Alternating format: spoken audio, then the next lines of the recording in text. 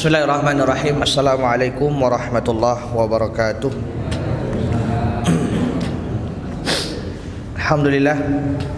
Alhamdulillahi rabbil alamin. Wa bihi nasta'inu ala umuri dunya waddin. Asyhadu an la ilaha illallah wahdahu la syarikalah. Wa asyhadu anna Muhammadan abduhu wa rasuluh. La nabiyya wa la rasula ba'dah. Allahumma la sahla illa ma ja'altahu sahla wa anta taj'alul hazna idza syi'ta sahla. Allahumma sahhil lana umurana washrah lana sudurana. Allahumma 'allimna bima yanfa'una wanfa'na bima 'allamtana warzuqna ilman nafi'an. Amma ba'd. Hadirin hadirat jamaah, bapak-bapak, ibu-ibu yang semoga senantiasa diberkahi dan dimuliakan oleh Allah Subhanahu wa taala. Bersyukur kita kepada Allah Subhanahu wa taala atas limpahan nikmat, rahmat, rezeki, karunia yang masih Allah berikan kepada kita semua. Berselawat kita kepada Nabi Muhammad sallallahu alaihi wasallam, kepada keluarga beliau, para sahabat, para tabi'in, tabi'ut tabi'in, dan orang-orang saleh yang istiqomah di dalam menyampaikan risalah dakwah yang beliau telah wariskan kepada para ulama terdahulu hingga hari kiamat kelak. Hadirin hadirat yang dimuliakan Allah Subhanahu wa taala. Sehat semua, Pak?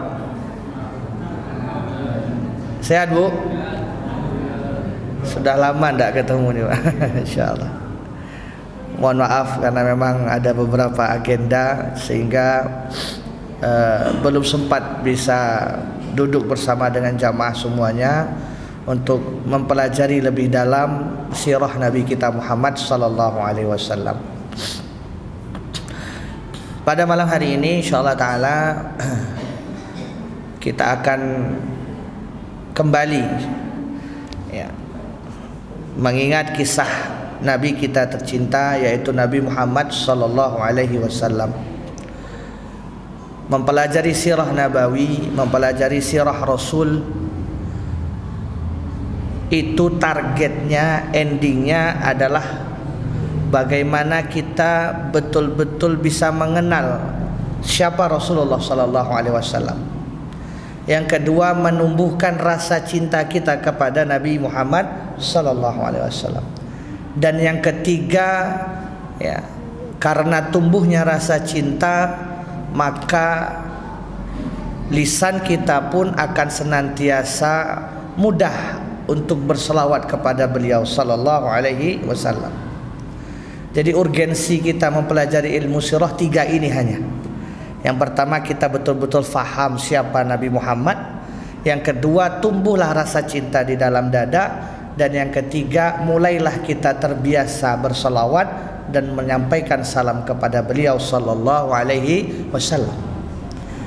Ini saja tiga buah inilah yang kita harapkan kita betul-betul bisa praktekkan di dalam hidup kita, dan betul-betul kita harapkan tumbuh dalam diri kita setelah kita belajar bagaimana jejak perjalanan Rasulullah sallallahu alaihi wasallam.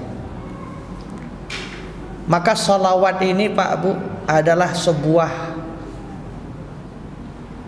perkara yang tidak bisa kita anggap sepele sebenarnya. Salawat kita kepada Nabi Muhammad sallallahu alaihi wasallam itu bukan hanya kita ucapkan tatkala menyambut maulid beliau saja. Salawat kita kepada Nabi Muhammad sallallahu alaihi wasallam itu bukan hanya kita ucapkan tatkala kita dalam keadaan salat saja ternyata. Namun hendaknya buah hasil dari kita sama-sama belajar sirah Nabawi ini adalah agar kita senantiasa di setiap detik, di setiap hembusan nafas kita, kita itu senantiasa berselawat kepada Nabi Muhammad sallallahu alaihi wasallam. Ini, Bu, Pak, poin penting yang harus kita fahami bersama, ya, tujuan akhir buat apa kita mempelajari sirah Nabawi. Maka kalau kita belajar sirah Nabawi, perjalanan Rasulullah, tapi tidak membuat diri kita ini terus mengingat dan berselawat kepada beliau, maka rugi kita belajar selama ini. Inilah hendaknya buah yang harus kita perhatikan betul dalam mempelajari jejak perjuangan Rasulullah sallallahu alaihi wasallam. Karena kita sudah terputus lumayan lama, maka alangkah baiknya bagi saya pribadi menjelaskan betul apa keutamaan salawat, ya, apa faedah salawat kepada Nabi Muhammad sallallahu alaihi wasallam. Sehingga nanti Bu Pak, ketika kita melanjutkan kembali pembahasan sirah kita, kita bisa sambil, ya, di dalam hati kita, di dalam dada kita, itu kita senantiasa menyampaikan salawat dan salam kepada Kanjeng Nabi Muhammad sallallahu alaihi wasallam. Karena kita tahu betul apa faedah yang luar biasa di kalimat, ya, di dalam kalimat salawat kepada Nabi.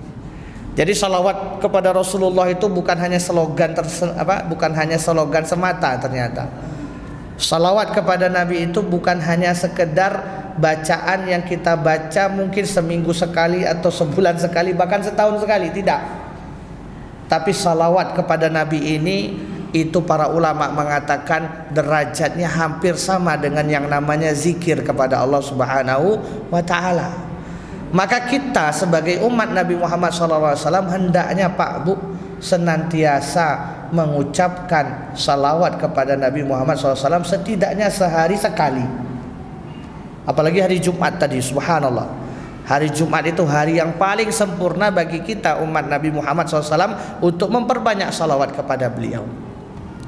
Maka insya Allah pada pertemuan kali ini kita akan bahas detail apa sih salawat itu, apa sih kegunaannya, keutamaannya, apa sih faedah yang kita dapati dari apa? Dari senantiasa kita ucapkan salawat tadi setiap hari kita, ya. Maka Masya Allah kita mulai dari firman Allah Subhanahu wa ta'ala dalam surah Al-Ahzab ayat 56. Apa kata Allah Subhanahu wa ta'ala? A'udzu billahi minasyaitonir rajim. Bapak-bapak, ibu-ibu mungkin sudah faham hadis ini, ayat ini, sudah hafal ayat ini. Apa kata Allah? Innallaha wa malaikatahu yusalluna 'alan nabi. Ya ayyuhalladzina amanu sallu 'alaihi wa sallimu taslima. Wahai orang-orang yang beriman, sesungguhnya Allah Subhanahu wa ta'ala, malaikat-malaikat Allah Subhanahu wa ta'ala itu berselawat kepada Nabi Muhammad sallallahu alaihi wasallam. Maka sudah sepantasnya engkau wahai orang-orang yang beriman, umatnya Nabi Muhammad, itu pun turut berselawat kepada Nabi Muhammad sallallahu alaihi wasallam. Apa kata Ibnu Katsir menafsirkan ayat ini Bu Pak? Imam Ibnu Katsir menafsirkan di dalam buku beliau Tafsir Quranul Azim, ya. Apa kata beliau? Di dalam ayat ini mengandung dua hal yang harus kita pahami betul-betul sebagai umatnya Nabi Muhammad. Yang pertama adalah apa? Pengagungan Rasulullah sallallahu alaihi wasallam. Allah Subhanahu wa taala mengangkat derajat Nabi kita Nabi Muhammad sallallahu alaihi wasallam itu lebih mulia, lebih tinggi daripada semua umat manusia yang ada di muka bumi. Ini harus kita pahami betul.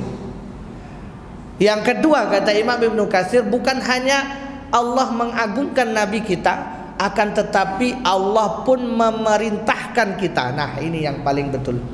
Ini yang harus kita pahami.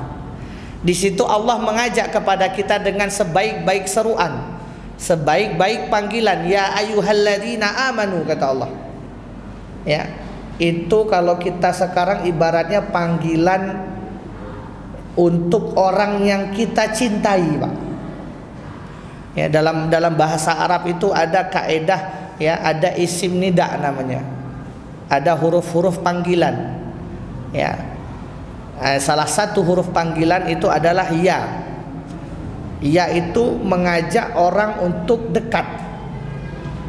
Maka kalimat ya ayyuhalladzi, kalau kita ketemu di dalam Al-Quran kalimat ya ayyuhalladzina amanu, itu menandakan apa? Panggilan khusus.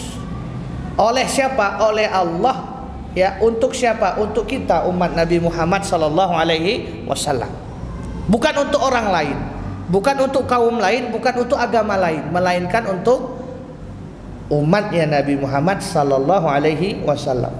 Maka ini sebuah perintah. Ya ayyuhalladzina amanu sallu, kata Allah. Makanya para ulama menafsirkan, Bu Pak, salawat kita kepada Nabi itu adalah ibadah. Kenapa demikian? Itu perintah yang Allah anjurkan untuk kita sering-sering kerjakan, sebagaimana dia sholat ya. Maka salawat pun itu merupakan apa? Merupakan ibadah yang harus kita fahami bersama. Makanya Bu Pak, dalam madhab Syafi'i, salawat kepada Nabi itu merupakan rukun. Salawat kepada Nabi merupakan rukun. Kalau tak terbaca, batal sholat kita. Terutama dalam apa? Dalam tasyahud akhir. Maka kalau kita belajar betul fikih Syafi'i, ya, bukan hanya Imam Syafi'i, Imam Ahmad bin Hambal juga, Imam Hambali juga mengatakan salawat di tasyahud akhir itu rukun yang tak boleh tertinggal. Kalau tertinggal, batal sholatnya. Menandakan apa Pak Bu? Salawat kepada Nabi itu ibadah. Makanya kita Bu Pak harus betul-betul faham arti ayat ini. Sehingga apa? Sehingga kita bisa mengambil sebuah pelajaran bahwasannya hari ini, malam ini kita sudah tahu salawat kepada Nabi itu apa hukumnya Pak? Perintah. Perintahnya Allah. Maka jangan sampai kita pulang dari masjid ini lupa lagi nanti. Nah, ini yang bahayanya. Jangan sampai kita pulang dari masjid ini kita tidak mau mengucapkan salawat kepada Nabi.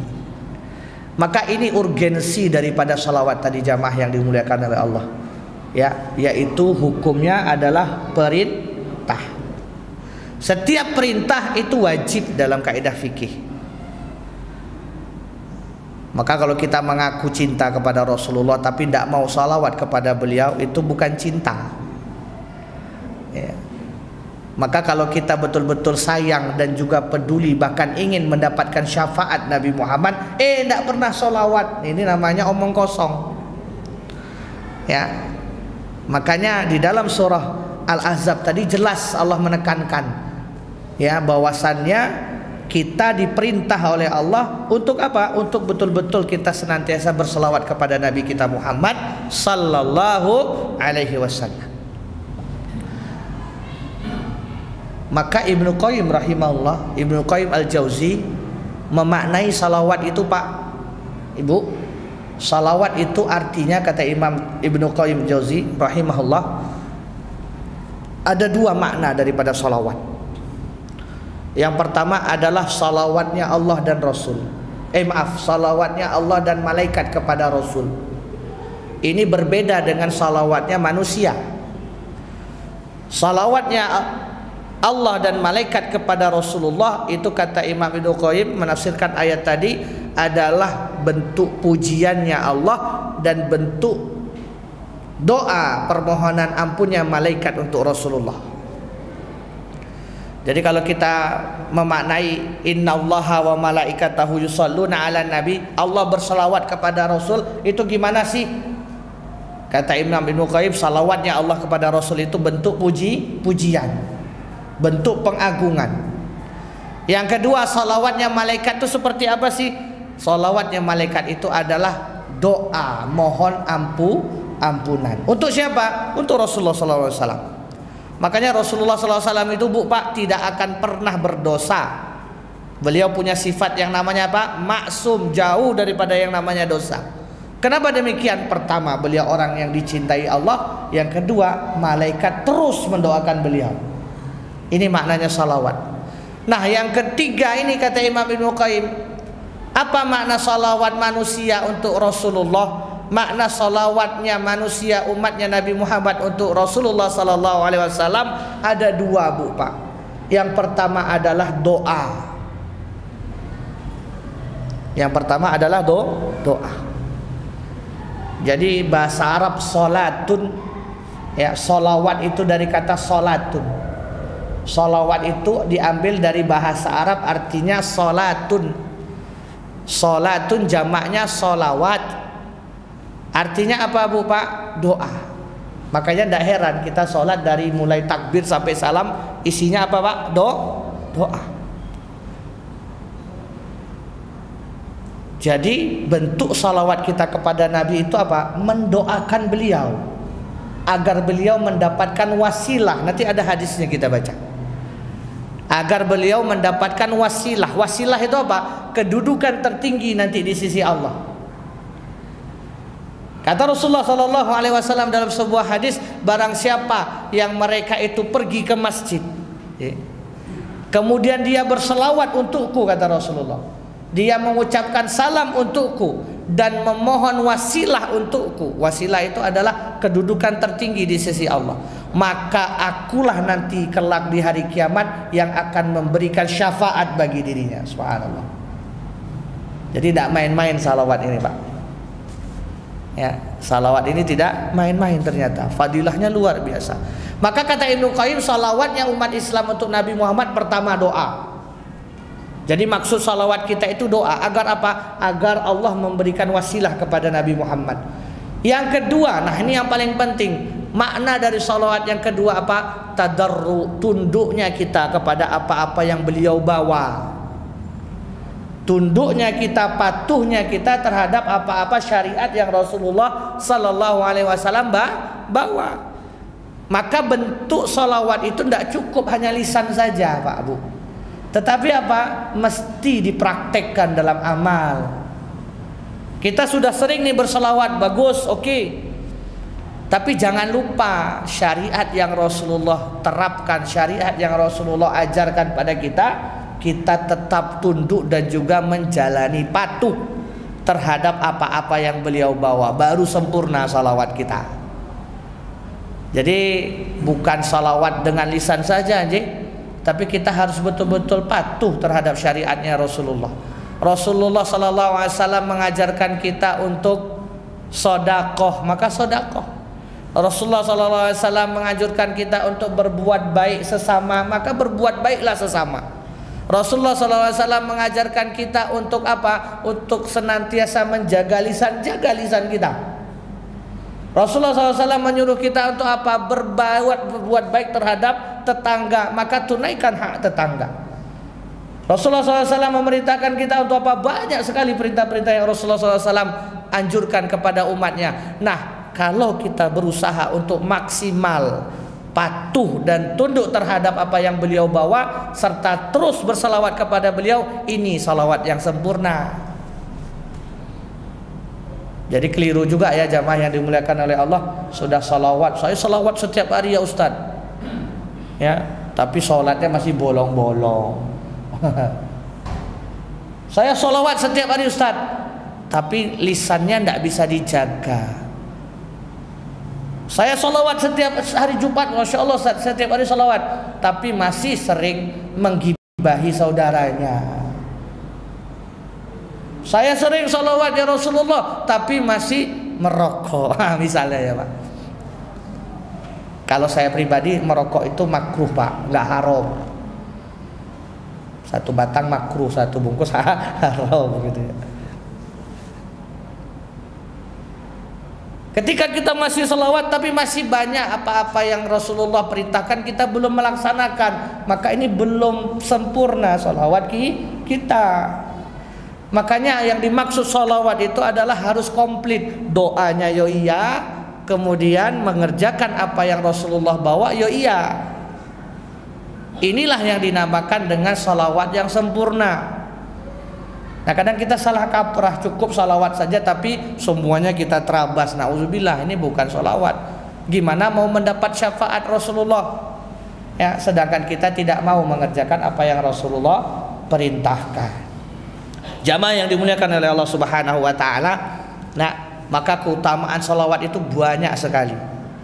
Para ulama menyimpulkan ada beberapa hal. Yang pertama, keutamaan salawat yang pertama Bu Pak, kalau kita betul-betul bisa menjaga ya lisan kita terus untuk istiqomah salawat kepada beliau, kemudian juga kita berusaha maksimal untuk mengerjakan semua yang beliau perintahkan, maka keutamaan yang pertama kita peroleh apa kata Rasulullah?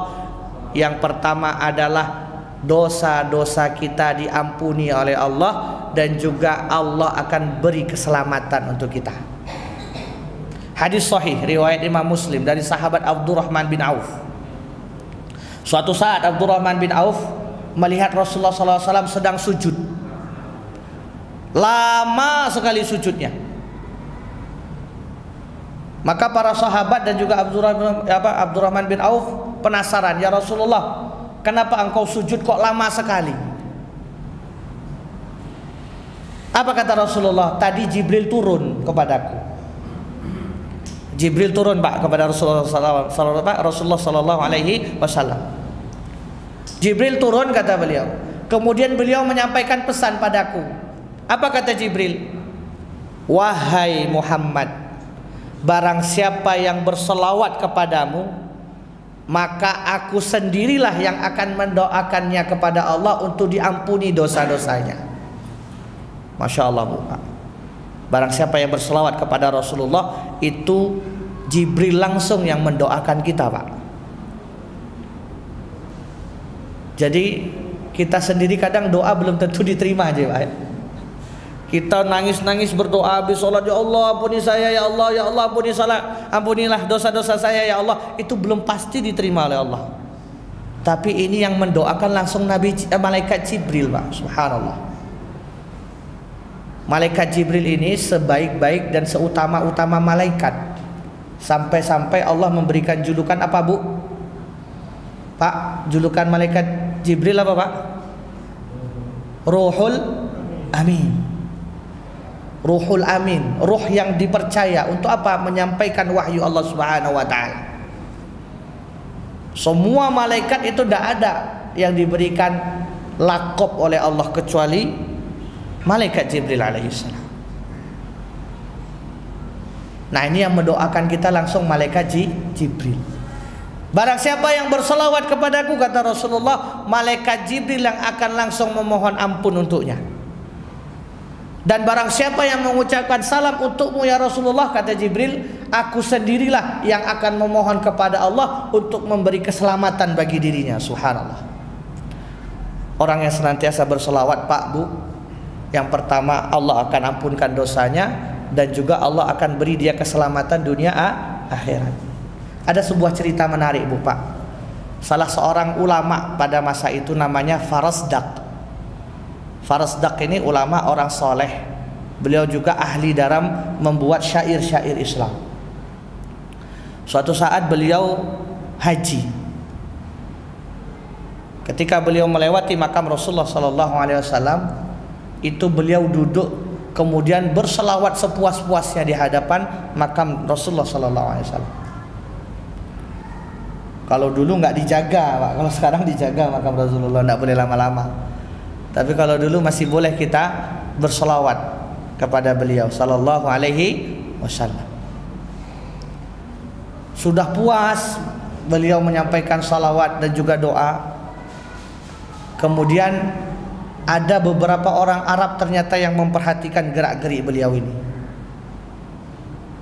Akhirnya setelah salawat, Syekh Farasdak ini dipanggil sama orang-orang Arab ini, yuk, mau dijamu, mau dijamu makan gitu kan. Yang namanya musafir Pak, kalau dikasih makan ya mau ya. Lah kita aja kalau ada kajian yang hidangkan makanan ya Masya Allah garcep gitu ya. Maka Farasdak ini mengikuti, ayo boleh. Ternyata ya, bukan dikasih makanan Pak, melainkan apa? Dibegal. Jadi Imam Farasdak ini ternyata ditipu, kemudian diambil semua barang-barangnya, kemudian Pak dipotong lidahnya. Karena orang-orang Arab yang menculik beliau ini orang-orang yang nggak suka dengan Islam, orang-orang yang dendam kesumet dengan Rasulullah SAW. Karena mendapati Farasdak ini seharian berselawat kepada Nabi, akhirnya diculik, dipotong lidahnya. Maka sambil kesakitan, menahan kesakitan, Farasdak ini lari lagi ke makam Rasulullah, ke kuburan Rasulullah SAW. Kemudian beliau bawa lidahnya tadi Pak. Apa kata Farasdak? Ya tentunya dalam hati, nggak mungkin dia ngomong, lidahnya sudah putus. Dia berdoa, ya Rasulullah, ya Allah, Ya Allah, apakah lidah ini ya Allah, bukan ya Rasulullah, maaf. Ya Allah, apakah lidah ini ya Allah Engkau murkai karena aku senantiasa salawat kepada nabimu ya Allah, katanya. Ya Allah, apakah lidah ini Engkau benci karena aku senantiasa salawat kepada nabimu ya Allah. Berulang-ulang kali beliau berdoa seperti itu. Akhirnya pingsan. Di dalam pingsannya, beliau didatangi oleh seseorang di dalam sosok mimpinya. Orang ini mendekati beliau dengan wajah yang tidak bisa beliau lihat. Kemudian berkata, "Aku Muhammad bin Abdullah. Sungguh Allah ridho terhadap apa yang engkau lakukan," katanya. "Dan Allah mencintai lisanmu yang senantiasa berselawat kepadaku. Maka atas izin Allah," katanya tadi yang di dalam mimpi ini, "maka atas izin Allah aku akan menyambung kembali lisanmu." Diambil lidahnya yang tadi, Pak, dimasukkan ke dalam mulutnya. Ketika beliau sadar, Masya Allah, ternyata betul lidahnya sudah tersambung kembali. Subhanallah, ini karomah Pak namanya. Tapi jangan dicoba ya Mas ya. Jangan dicoba ya. Jangan dicoba ya Mas, potong lidah dewi, jangan. Ini tidak semua orang bisa mencapai seperti ini. Dalam Islam itu ada namanya karomah, Pak. Karomah ini Allah berikan kepada siapa? Orang-orang pilihan saja. Ya. Sebagaimana kita kalau baca sirah, sejarah para sahabat dan ulama-ulama terdahulu banyak sekali. Ya, bagaimana Khalid bin Walid. Khalid bin Walid itu diundang ke istana Raja Persia pada pemerintahan Umar ibn Khattab. Ya, ketika itu Khalid bin Walid disuruh minum 1 gelas racun. Apa kata si raja? "Ini racun paling mematikan di negeriku. Coba kamu minum." Maka dengan membaca bismillah, Khalid bin Walid langsung meneguk semua racun tadi. Apa kata Khalid bin Walid? "Allah lah yang maha mematikan, Allah lah yang maha menyembuhkan." Maka ketika melihat itu Raja Persia langsung takut. Wah, 1000 orang ada kayak gini, wah medeni. Tidak mati biiznillah, dengan izin Allah. Itu karomah. Begitu juga Sa'ad bin Abi Waqqas.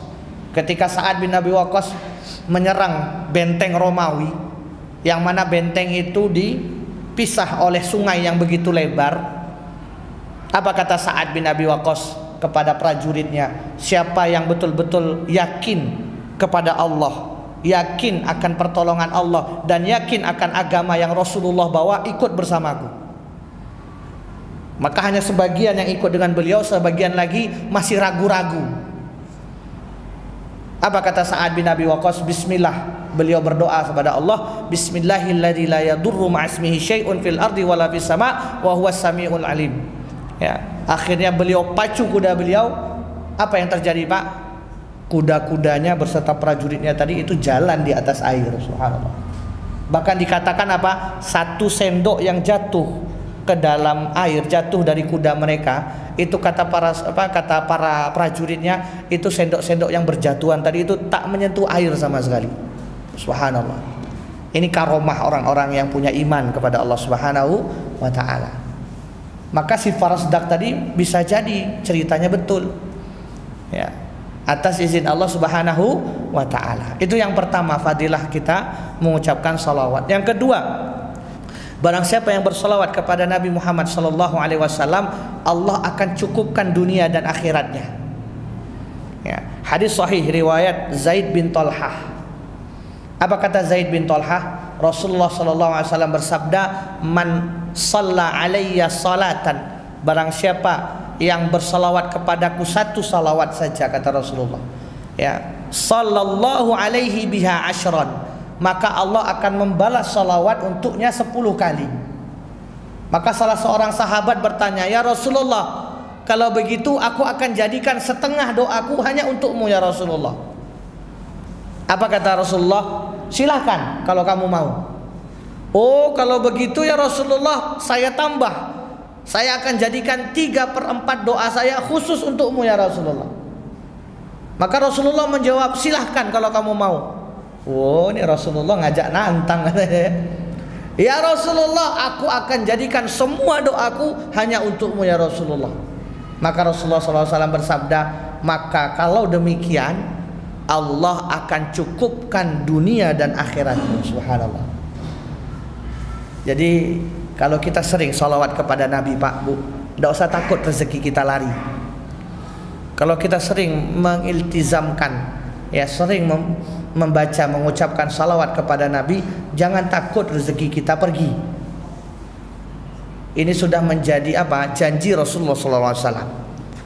Jadi kita belajar sirah ini intinya tadi, semakin banyak kita belajar sirah, semakin sering kita salawat kepada Nabi.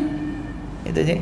Yang ketiga, keutamaan berikutnya, faedah kita senantiasa bersalawat kepada Nabi, Bu, Pak. Apa itu? Allah akan mudahkan jalan kita menuju surga. Dalam sebuah hadis Rasulullah SAW bersabda, ya, barang siapa yang bersalawat untukku, kata Rasulullah SAW, ya, barang siapa yang bersalawat untukku, yang menyebut namaku dan menjawab ketika namaku disebut.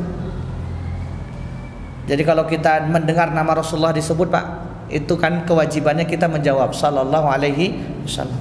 Barang siapa yang tatkala namaku disebut dia menjawabnya dengan salawat, ya, kata Rasulullah sallallahu alaihi wasallam, maka sesungguhnya Allah telah memilihkan jalan untuknya menuju surga. Begitu juga kebalikannya, barang siapa yang ketika namaku disebut dia tidak salawat kepadaku, kata Rasulullah, maka Allah memilihnya jalan yang salah menuju surga. Jadi Pak, Bu, kalau kita mendengar nama Rasulullah sallallahu alaihi wasallam kita tidak jawab, itu jalan yang kita tempuh itu sebenarnya bukan jalan menuju surga. Allah akan alihkan jalan tadi, ya. Tetapi ketika kita mengucapkan salawat tatkala nama Nabi beliau disebut, nama Rasulullah SAW disebut, kita mengucapnya sallallahu alaihi wasallam, membalas, ya, ucapan tadi, maka apa kata Rasulullah? Allah akan siapkan jalan menuju surga. Ya. Hadis, ya, riwayat Al-Juhadmi, hadis hasan. Maka fadilah yang ketiga, kalau kita sering-sering salawat, apalagi ketika nama Nabi Muhammad disebut, kita balas dengan salawat sallallahu alaihi wasallam, insyaallah taala itu merupakan jalan yang lurus menuju surganya Allah Subhanahu wa taala. Berikutnya yang keempat, barang siapa yang salawat kepada Nabi akan mendapatkan syafaat di hari kiamat. Hadisnya tadi, hadis diriwayatkan oleh Abdullah bin Umar. Barang siapa yang setelah mendengarkan azan, kata Rasulullah, kemudian dia membaca barang siapa yang mendengarkan azan kemudian dia mengikuti membalas azan tadi, kemudian setelah itu dia berdoa dan berselawat kepadaku, kata Rasulullah SAW, dan juga meminta wasilah untukku, maka aku sendiri yang akan datang kepadanya membawa syafaat untuknya di hari kiamat kelak. Jadi Pak, Bu, sunnahnya Pak, setelah kita selesai mendengar azan, ya, terus baca doa, maka perbanyak sholawat, perbanyak sholawat dan juga doa tentunya, ya, karena ini waktu mustajab antara azan dan juga iqamah, dengan mengharap syafaat kepada Rasulullah Sallallahu Alaihi Wasallam. Ada sebuah cerita menarik, Bu, Pak. Cerita ini dikisahkan oleh ulama besar yang bernama Sufyan Ats-Tsauri. Sufyan Ats-Tsauri, suatu saat beliau sedang tawaf di Masjidil Haram. Kemudian beliau melihat anak muda. Lah, anak muda ini tawaf, kok yang dibacanya bukan tahlil dan tahmid, bukan takbir, bukan tahlil, bukan tahmid, tapi yang dibacanya salawat terus kepada Nabi. Maka Sufyan Ats-Tsauri ini penasaran, loh, ini kok aneh, satu orang ini dapat ilmu dari mana? Gitu ya. Kok yang dibaca ketika tawaf itu bukan tahmid, bukan tahlil, bukan takbir, tapi apa? Salawat. Dipanggillah pemuda tadi, wahai pemuda sini, wahai anak muda sini, duduk sama aku. Karena beliau ulama, Dikenal anak bunda tadi. Wih, Sufyan Ats-Tsauri. Saya dipanggil oleh seorang ulama. Kemudian Sufyan Ats-Tsauri bertanya, wahai pemuda, kenapa kamu setiap tawaf bacanya sholawat, bukan tahlil, tahmid ataupun takbir? Wahai imam, ini karena yang bertanya kamu, maka saya akan ceritakan. Demi Allah, saya tidak pernah cerita kepada orang-orang lain. Tapi karena engkau yang bertanya, saya menghormatimu wahai imam, saya akan ceritakan.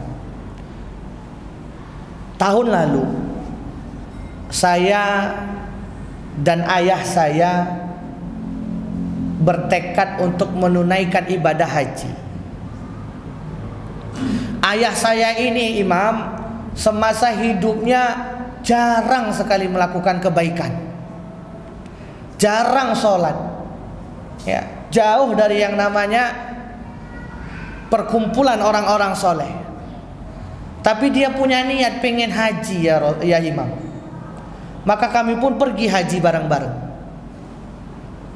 Namun karena bapak saya ini tidak faham agama, yang dia baca hanya sholawat saja kepada Nabi. Jadi dia tidak tahu apa yang dibaca ketika haji kan. Dia nggak ngerti baca apa labbaik Allahumma labbaik ya. Kemudian baca tahmid dan lain sebagainya. Dia nggak paham doa-doa itu. Yang dibaca hanya salawat saja kepada Nabi. Qadarullah wahai imam, ayahku meninggal ketika sebelum menyelesaikan proses haji, meninggal. Dan saya menyaksikan betul ketika saya mengurusi jenazahnya wahai imam, muka ayah saya itu hitam legam, hitam gitu.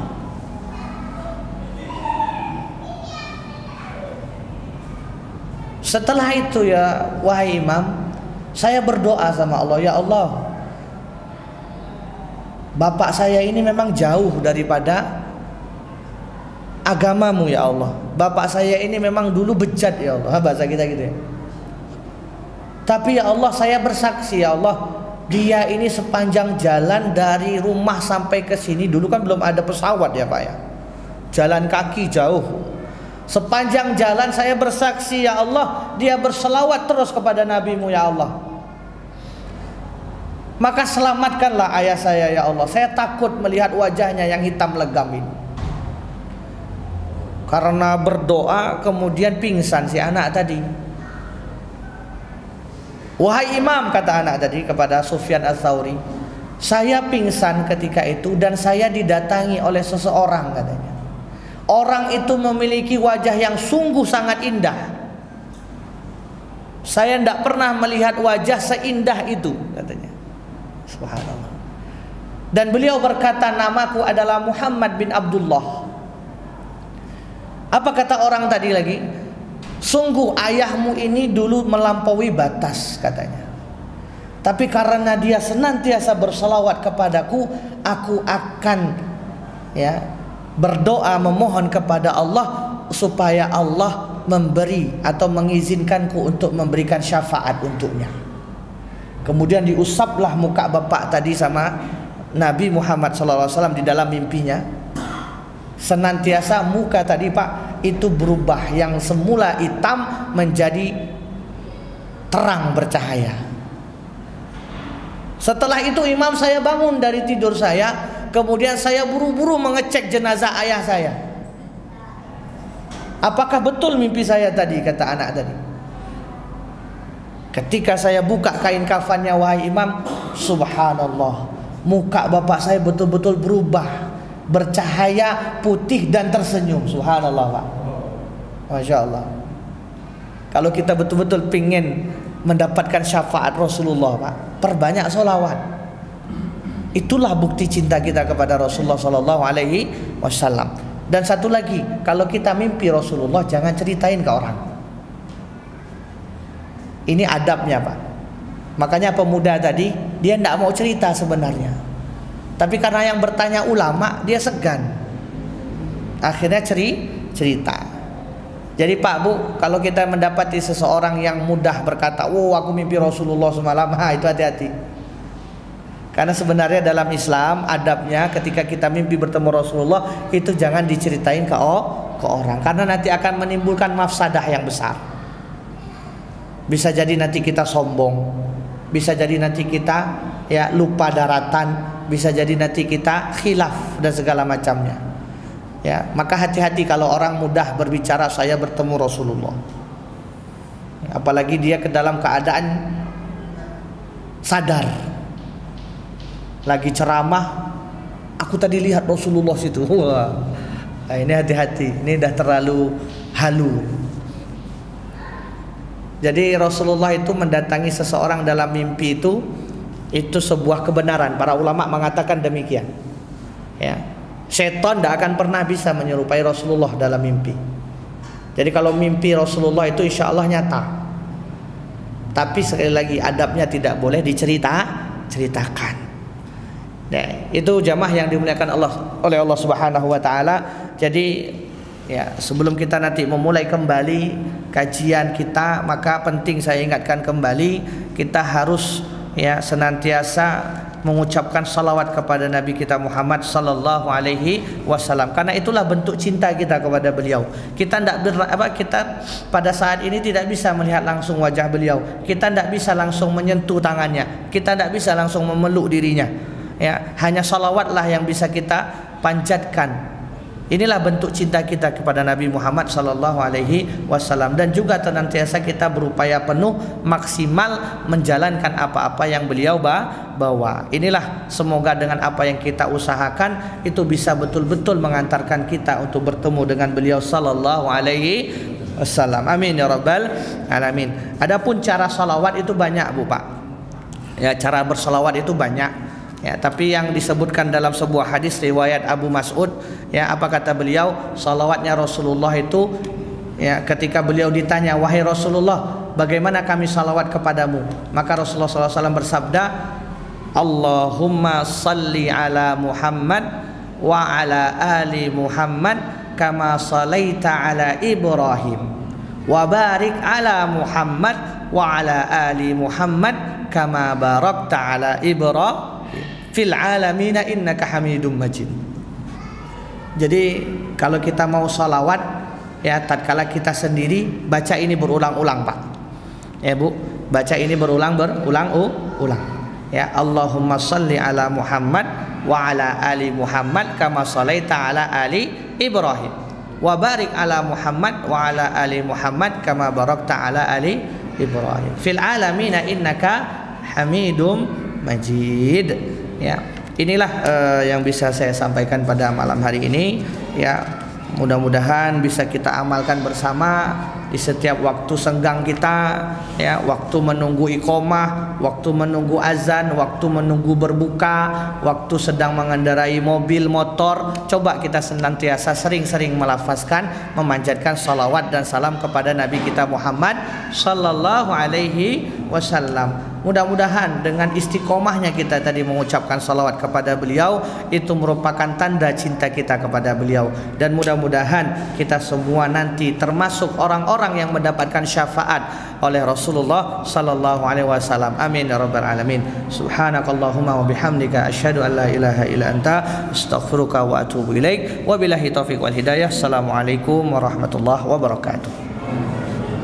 Hina mahall al-bala جئت إليك ذليلا أناجي من لي غيرك ربي يسمع مني شكواي من يستجيب الدعاء إلا الذي قد دعانا إليه من لي غيرك ربي معبود في